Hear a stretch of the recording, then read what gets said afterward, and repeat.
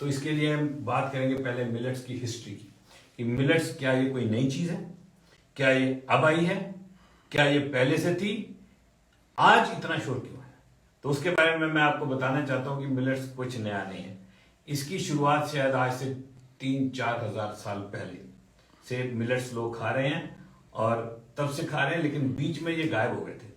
और मैं आपको एक अपने बचपन की एक कहानी सुनाना चाहता हूँ। मेरा बचपन होशियारपुर में बीता।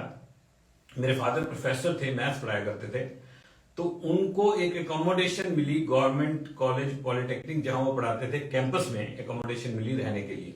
और वो हॉस्टल वार्डन भी थे और उनका कैंपस में रहना जरूरी था, तो हम लोग जाके कैंपस में रहने लगे। और मेरे दादी जी हमारे साथ रहा करते थे, और मेरे दादी जी वो हर रोज सुबह गुरुद्वारे जाया करते थे। हमारे घर से पैदल कम से कम 1-1.5 किलोमीटर एक गुरुद्वारा होता था, बहुत ही बढ़िया गुरुद्वारा होता था, और वहां पे वो रोज जाते थे। और वहां पर एक बहुत ही बढ़िया पाठी ग्रंथी वहां पे होते थे, जो बहुत ही लर्नेड थे, और वो बहुत सारी साखियां गुरबानी में से और कुछ अपने पास से जो उनकी इंफॉर्मेशन और नॉलेज थी वहां से कुछ साखियां सुनाया करते थे, बताया करते थे कि क्या हुआ। तो उनमें बहुत सारी साखियां गुरु नानक देव जी और मर्दाना, भाई मर्दाना जो गुरु नानक देव जी के कंपेनियन थे, उन्हीं के गांव से थे, और उन्होंने दोनों ने इकट्ठे बहुत जगह पे ये लोग गए और बहुत सारा ऑनेस्टी का और प्रचार किया, अच्छे ह्यूमन बनने का, अच्छे इंसान बनने का प्रचार किया पूरी दुनिया में पैदल चल चल के। तो उनके बारे में बहुत सारी साखियां वो सुनाया करते थे। तो एक उन्होंने साखी सुनाई जो मैं आपसे शेयर करना चाहता हूं। गुरु नानक देव जी और भाई मर्दाना जो उनके कंपेनियन थे, एक दिन वो तीर्थ यात्रा पे निकले। उन्होंने सोचा कि हम लोग जगह जगह जाएंगे और अच्छाई का और ह्यूमनिज्म का प्रचार करेंगे। तो वो जा रहे थे और वो पहुंचे सैदपुर। मैंने कुछ इंफॉर्मेशन यहाँ पे आपके लिए रखी है ताकि ऑथेंटिक इंफॉर्मेशन। और गुरु नानक देव जी 1469 से 1539 तक, यानी कि ये बात है आज से 800 साल पुरानी, करीब 800 साल। और गुरु नानक देव जी और भाई मर्दाना बड़ी लंबी जर्नी के लिए निकले थे और सैदपुर पहुंचे, जो आजकल अमीनाबाद के नाम से जाना जाता है, पाकिस्तान में है ये जगह। वहां जब पहुंचे तो वहां पर भाई लालो की एक वर्कशॉप थी। भाई लालो एक कारपेंटर थे और उनकी एक वर्कशॉप थी, और वो वहां पर पहुंचे। और जब वो वहां पहुंचने वाले थे तो जो भाई लालो थे, इन्होंने देखा कि 2 संत जैसे लगने वाले इंसान मेरी तरफ आ रहे हैं, यानी कि संत आ रहे हैं। तो उसने अपना काम छोड़ा और दस्तरखान बिछा दिया, बैठने की जगह बनाई, और बोला कि मैं आपको आज खाना खिला के भेजूंगा। तो भाई मर्दाना, भाई लालो और गुरु नानक देव जी वहां पर बैठ गए, और भाई लालो ने चपातियां बना के, रोटी बना के इनको लेके आके दी, लाके दी, खाना खाने के लिए लाके दी। और भाई मर्दाना ने उसको 3 हिस्सों में बांट दिया, और तीनों ने, गुरु नानक देव जी ने, भाई मर्दाना ने और भाई लालो ने, तीनों ने मिल के वहां बैठ के खाना खाया। और जब भाई मर्दाना खाना खा रहे थे तो उन्होंने बोला, इस रोटी में क्या डला है? ये तो शहद से भी ज्यादा स्वाद है, नेक्टर से भी ज्यादा स्वाद है ये रोटी, इसमें क्या डला है? तो गुरु नानक देव जी ने बताया कि इसमें डला है ऑनेस्टी, जो ईमानदारी से भाई लालो ने पैसे कमाए हैं, ईमानदारी की रोटी में वो मिठास होती है। और जिस प्यार से, जिस श्रद्धा से, जिस भावना से भाई लालो हमें ये खाना खिलाना चाह रहे हैं, उसकी मिठास इस रोटी में है। तो वो बहुत ही जबरदस्त ये साखी है। ये साखी आगे चलती है, जहां पर बात होती है कि उनको फिर दोबारा बुलाया गया खाना खाने के लिए एक बड़े गवर्नमेंट ऑफिशियल से, लेकिन वहां पर गुरु नानक देव जी नहीं जाना चाहते थे। लेकिन यहां पर एक बात हमें समझ में आती है बड़ी जबरदस्त, वो ये है कि ये जो रोटी भाई लालो ने गुरु नानक देव जी के सामने परोसी थी, ये कोदरे की रोटी थी, और कोदरा एक मिलेट है। तो मिलेट कोई नए नहीं है, मिलेट बहुत ही पुराने हैं, लेकिन अब फिर से चर्चा में क्यों आ रहे हैं उसके बारे में जानेंगे और बात करेंगे। So April 2018 rebranded as nutri cereals, तो मिलेट्स को रीब्रांड कर दिया इंडिया ने न्यूट्री सीरियल, इनको न्यूट्री सीरियल कहा जाने लगा। और India declare 2018 as national year of millets, तो 2018 को भारत सरकार ने national year for millets declare कर दिया। थोड़ा बहुत पता लगा सबको, लेकिन उतने पॉपुलर नहीं हो पाए मिलेट्स। तो इंडिया गवर्नमेंट ने यूनाइटेड नेशन को बोला कि क्यों ना हम इंटरनेशनल ईयर फॉर मिलेट्स बनाएं, सेलिब्रेट करें। तो 2023 जो ये वाला साल चल रहा है, it has been declared as international year of millets by united nations. तो ये जो है इंटरनेशनल ईयर ऑफ मिलेट्स है। इसीलिए मैंने सोचा कि हमें भी मिलेट्स के बारे में जानना चाहिए और मिलेट्स की बात करनी चाहिए। ये क्या है? अगर हम ये सब खा रहे थे, गुरु नानक देव जी के सामने कोदरे की रोटी परोसी जा रही थी, और यहां तक कि कोदरे का जिक्र गुरबानी में भी है, आप देखो, लेकिन वो अलग उपलक्ष्य में है। वो एक हंस के साथ कोदरे को के खाने को कंपेयर करके एक मैसेज देने के लिए यूज किया गया है वर्ड को, लेकिन कोदरा गुरबानी में भी है। यानी कि मिलेट्स तब से इतने पॉपुलर थे और इनकी बात होती थी। फिर ये चले कहां गए, फिर ये क्यों हमारी थाली से बाहर हो गए? 1960 में जब श्री लाल बहादुर शास्त्री प्राइम मिनिस्टर हुआ करते थे, तो उन्होंने ग्रीन रेवोल्यूशन की शुरुआत करी और उन्होंने कहा कि हम लोग ऐसी फसलें उगाएंगे जिनकी फसल ज्यादा हो और हम ज्यादा से ज्यादा लोगों को खाना पहुंचा सके। 1968 में श्रीमती इंदिरा गांधी प्राइम मिनिस्टर होती थी, तब एक्चुअली ग्रीन रेवोल्यूशन ने पूरा जोर पकड़ा और पूरी तरह से हिंदुस्तान में ग्रीन रेवोल्यूशन आई, जिसको हम लोग हरी क्रांति के साथ भी जानते हैं। ये था focus increase in food production and high yield variety of wheat and rice. तो हाई यील्ड वैरायटी बनाना चाहते थे व्हीट और राइस की स्पेशली, और ज्यादा यानी कि फूड प्रोडक्शन को बढ़ाना चाहते थे।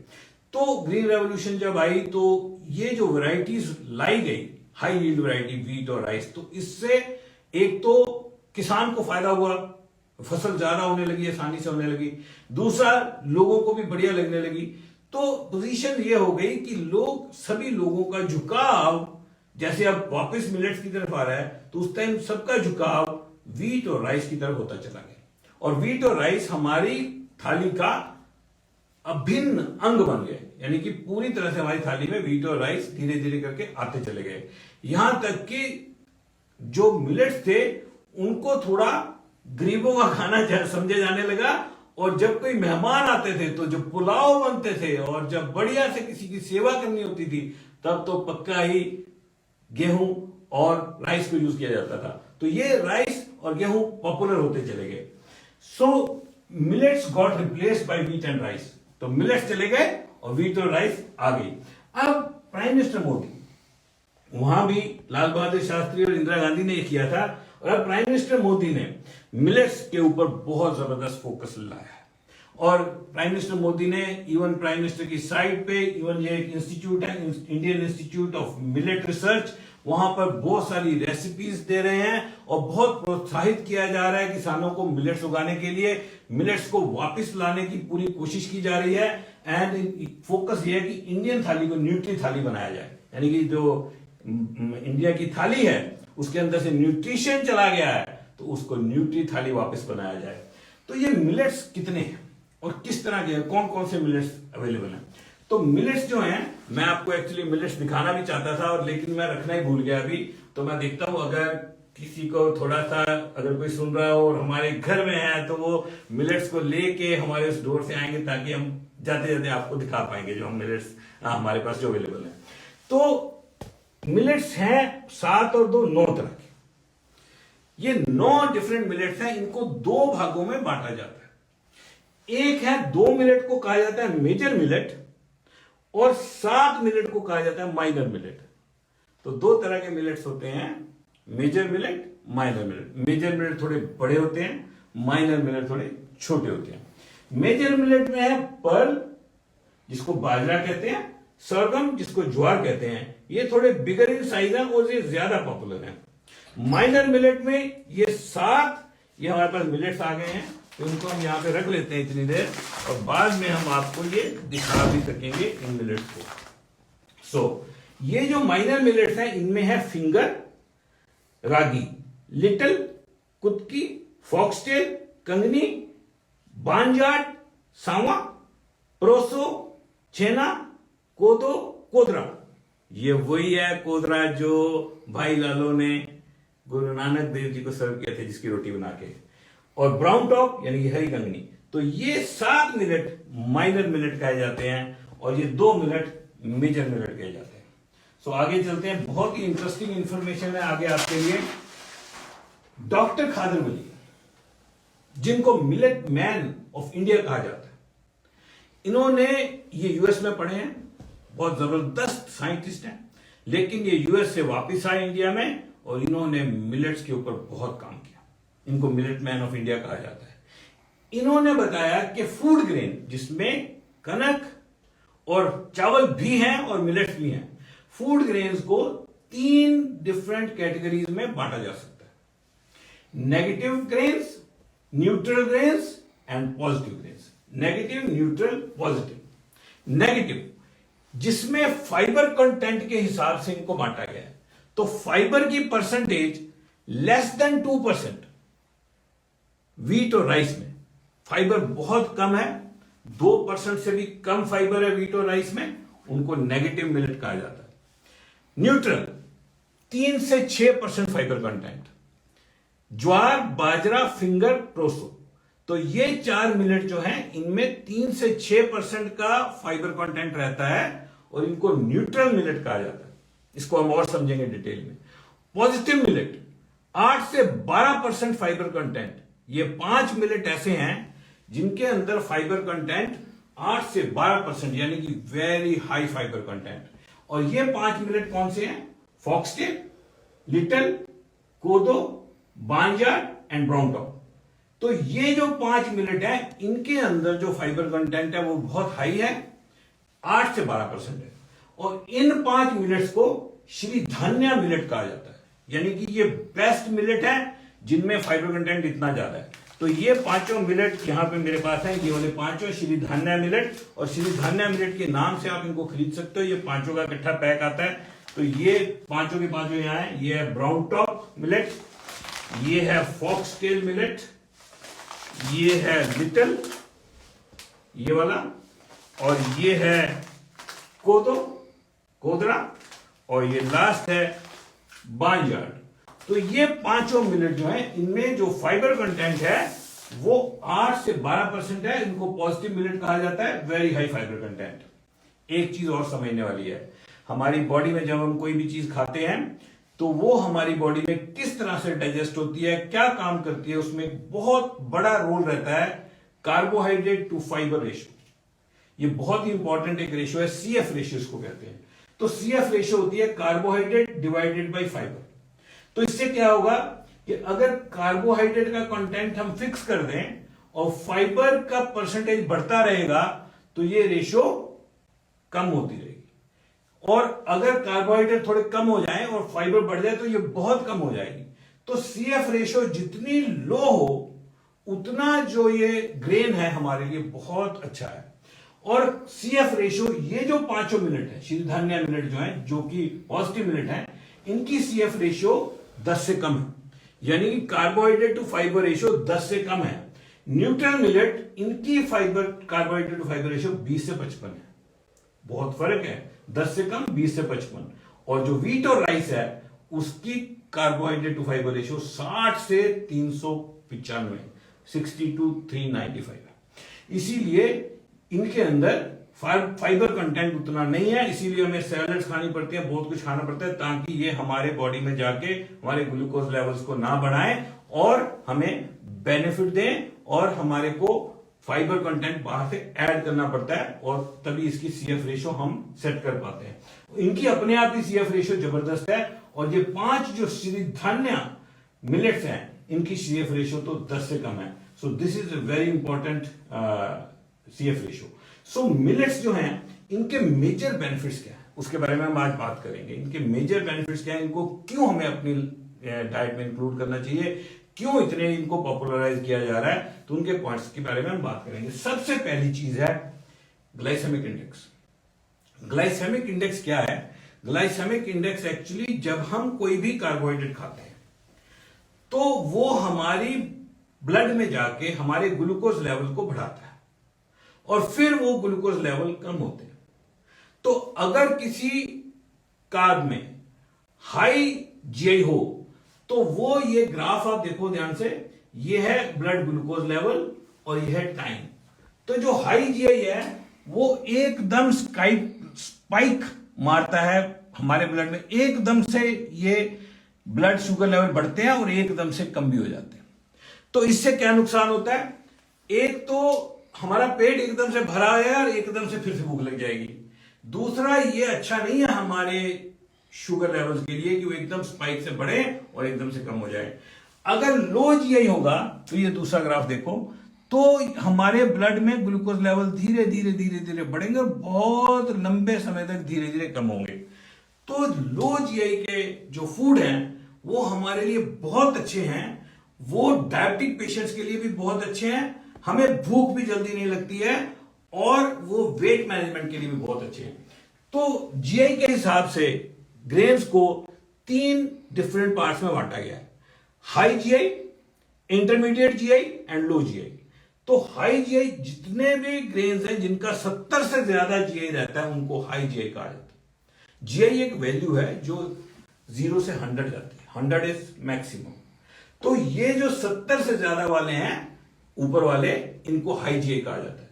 जो 55 से 70 है उनको इंटरमीडिएट कहा जाता है और लेस देन 55 को लो जीआई कहा जाता है। अगर हम कोई ऐसी चीज खाएं जिसमें 55 से कम हो तो लो हो, और अगर सीएफ रेशो भी जबरदस्त हो यानी कि 10 से कम हो तो बहुत ही जबरदस्त हो गया, जीआई भी कम हो गया, सीएफ रेशो भी कम हो गई और परसेंटेज ऑफ फाइबर भी ज्यादा हो गया। तो 3 पैरामीटर्स हैं किसी ग्रेन को समझने के लिए कि हमारे लिए कैसा रहेगा। Number 1 percentage of fibre content, number 2 carbohydrate to fibre ratio and number 3 GI. तो तीनों में ये जो श्रीधान्या मिलेट है ये कमाल कर रहे हैं।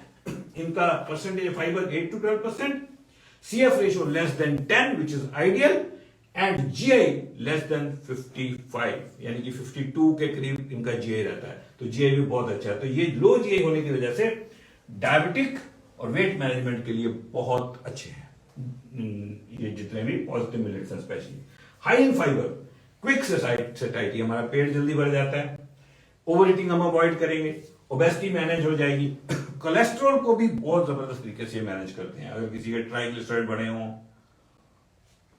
कोलेस्ट्रॉल बढ़ता हो तो उसको भी मैनेज करते हैं। एंटीऑक्सीडेंट्स होते हैं इनमें बहुत जबरदस्त मिलेट्स में, they are full of antioxidants and they remove toxins from our blood, good for kidney patient. तो किडनी पेशेंट के लिए बहुत अच्छे हैं। हाई इन मैग्नीशियम, मैग्नीशियम बहुत हाई रहता है इनके अंदर, very good for heart, support muscles and nerve functions, इनके लिए बहुत अच्छे हैं। एंड देन ग्लूटेन फ्री, आजकल आपको पता है बहुत सारे लोगों को ग्लूटेन एलर्जी हो रही है, तो ये ग्लूटेन फ्री है। Rich in protein and antioxidant, इनके अंदर प्रोटीन की मात्रा बहुत अच्छी है। किसी दिन हम और बात करेंगे डिटेल में एक एक मिलेट को लेके, उसके अंदर कितना प्रोटीन, कितना कार्ब, कितना फाइबर है, यू विल बी अमेज्ड। बहुत जबरदस्त प्रोटीन सोर्स भी है मिलेट्स। प्रिकॉशन क्या लेनी है? थोड़ी सी प्रिकॉशन लेनी है। एक दिन में एक ही मिलेट खाना है, रोटेट कर सकते हैं, एक दिन में एक से ज्यादा मिलेट नहीं खाने हैं। दूसरा, रोटेट करो। तीसरा, एकदम से सारा चेंज मत कर दो कि यार कल से रोटी नहीं खाएंगे, कल से चावल नहीं खाएंगे। Slowly add those millets to your diet, इनको धीरे धीरे ऐड करो। इनकी सोकिंग बहुत जरूरी है, रोस्ट करके खा सकते हैं, बहुत सी रेसिपीज हैं, लेकिन सोकिंग बहुत जरूरी, 6 से 8 घंटे इनको सोक करना चाहिए। अगर आप इसकी रोटी बनाना चाहते हैं तो आटा गूंदने के बाद 1 घंटा कम से कम आटे को रखना चाहिए, उसके बाद इसकी रोटी बनानी चाहिए। इनकी बहुत जबरदस्त रेसिपीज हैं। हमारे स्वास्थ्य क्रांति के अंदर कुछ ऐसे लोग हैं जो कि IIHM के साथ काम करे, IIHM देहरादून, IIHM कुफरी, वहां पे वो लोग हैं और वो इस मिलेट्स के ऊपर काम करते हैं। उनके पास बहुत जबरदस्त रेसिपीज हैं, ऐसी रेसिपीज हैं जो हम आसानी से, जिससे हम मिलेट्स को अपनी डाइट में इंक्लूड कर सकते हैं। मिलेट्स का जनरली क्या होता है, डिलीशियस रेसिपीज क्या है? चिल्ला बना के खा सकते हो, रोटी बना के खा सकते हो, खिचड़ी खा सकते हो, दलिया खा सकते हो। लेकिन हम स्वास्थ्य क्रांति में क्या करेंगे? हम स्वास्थ्य क्रांति में बहुत सारी रेसिपीज लाएंगे जो कि आप इजीली सीख पाओगे मिलेट्स को हम अपनी डाइट में कैसे इंक्लूड कर सकते हैं। So I am very very fired up about this स्वास्थ्य क्रांति, एंड इसमें जितनी जबरदस्त इंफॉर्मेशन इसके क्रिएटर्स डाल रहे हैं, I really want to congratulate all the creators of Swasthya Kranti जो यहाँ पे इंफॉर्मेशन डालते हैं। Thank you very much for serving everybody. आप लोग बहुत जबरदस्त काम कर रहे हो, and together we will spread the message of great health in this country and around the world. हम लोग सबको बताएंगे कि अच्छी सेहत कैसे रह सकते हैं, सेहत जो कि नंबर 1 प्रायोरिटी है। आज के लिए सिर्फ इतना ही। सो आपके सारे कमेंट्स के मैं आंसर करने वाला हूं। So till then stay excited, learn more about millet recipes, try to include something in your diets, and then some creators can post some of the recipes on the Swasthya Kranti, and let us spread the message of millets, जो कि हमारी government जिसके ऊपर इतना ज्यादा काम कर रही है, FSSAI जिसके ऊपर इतना ज्यादा काम कर रही है, they want to popularize the millets, and let's also do that. So till then, be healthy, stay safe, and it was wonderful talking to all of you. Goodbye, bye bye, thank you.